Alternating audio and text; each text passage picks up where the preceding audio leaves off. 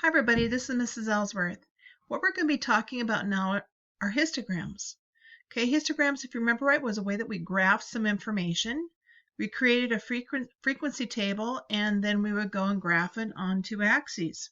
Kind of looked like this, but this is a bar graph. Bar graphs are very separate things for each bar. A histogram is different than that. A histogram has got a number value that goes down here in ranges and it continues. In fact, it's a continuation of numbers. So they could both have frequency right here, but the whole thing is that a bar graph has got separate bars and a histogram has got columns that touch each other and it's got a continuation of numbers. This is not a histogram, this is a line graph. Okay, what's another way that we've represented numbers lately? A box and whisker plot, except for this one is plotted vertically instead of horizontally. But it's still the same thing, showing where the median is, lower extremes, lower quartile, upper extremes. They show the same exact thing. Okay, well, here are some histograms. Look at this one. Now, we're supposed to have ranges on ours. They don't quite put ranges on every one of them, but you should have a range for each one of your columns that you have. Notice that the columns are touching.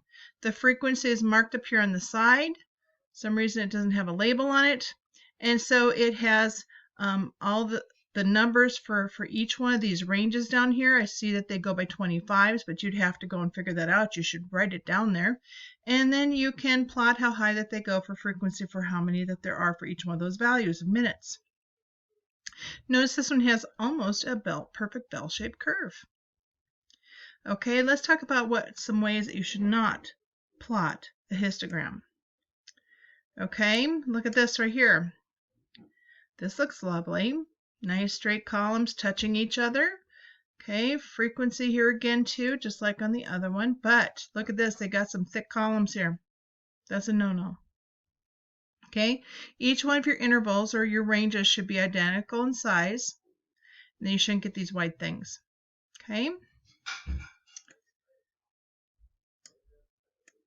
Okay, another one.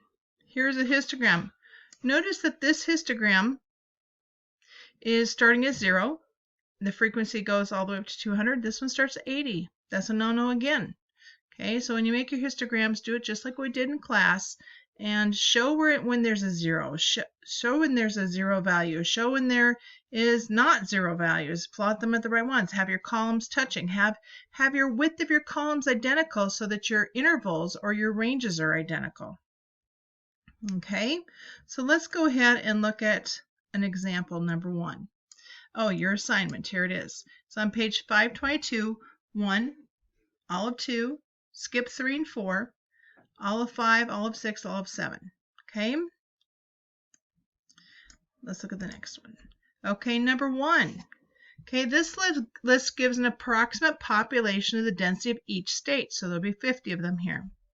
Choose intervals, make a frequency table, construct a histogram to represent all this data.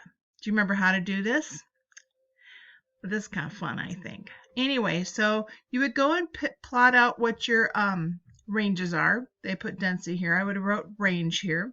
And so these intervals for your ranges all have to be identical in size. Do you remember that in ours we went from 0 to 100 because we talked about percents? Actually, we would go to 100 plus because I want to show how many A's that there were, how many B's, how many C's, and so on.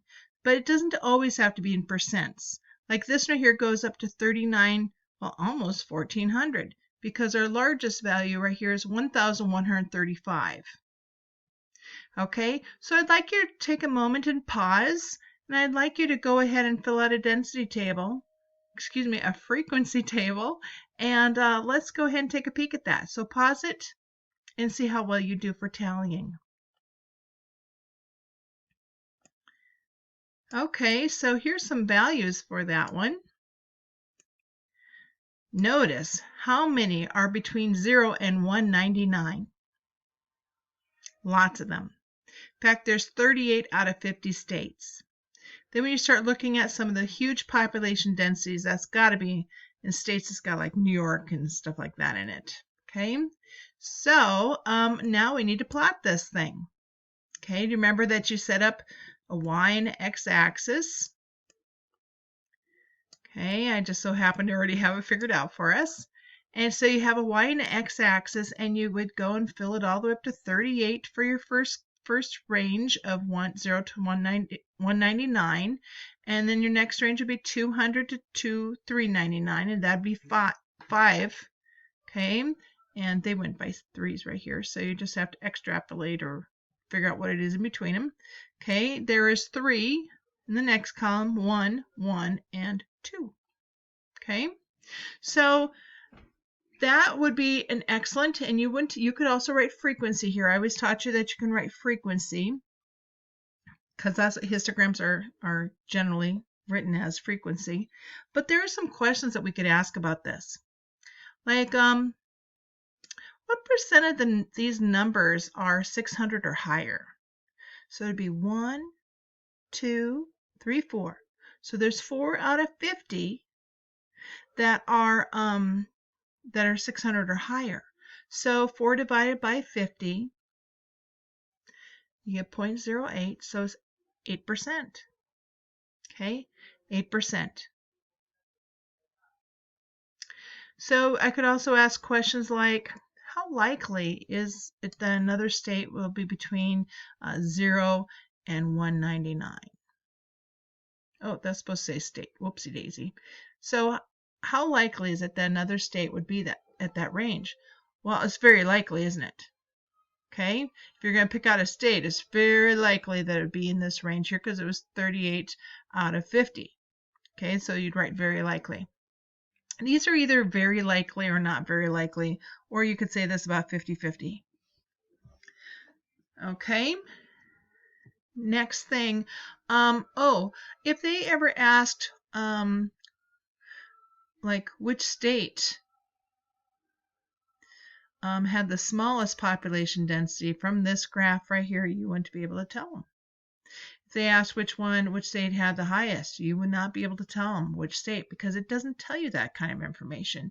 And so you have to write that down. I mean, there are some questions that'll ask you some questions like that, asking you for more than what the histogram can actually tell you. So don't go and try and figure it out to be, I mean, I know this was which state, but I mean, if it was doing some different numbers, don't try and guess which one it would be that would fit in here because you don't know that information. You only have a histogram to go by. Okay, it doesn't tell you that. It tells you lots of other things, but it doesn't tell you that much. Okay, so your assignment again is on page 522, 1 through 7, skip 3 and 4. Okay, and I have a Google form already filled out for you, so you can take care of that today. You have a wonderful day. That's all I got for you now. Bye-bye.